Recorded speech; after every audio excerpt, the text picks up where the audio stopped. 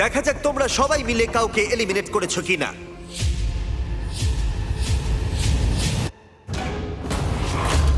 ও তোমরা এটা কি করলে? 17, অর্ধেকেরও বেশি ভোট পেয়েছে।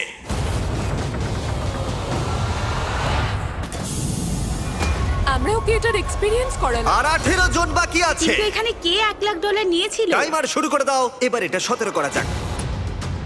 শোনো 12 কিন্তু 1 লাখের ঘুষ নিয়েছিল। বলো না। $1,00,000 আমি নিয়ে নিয়েছি ভাই।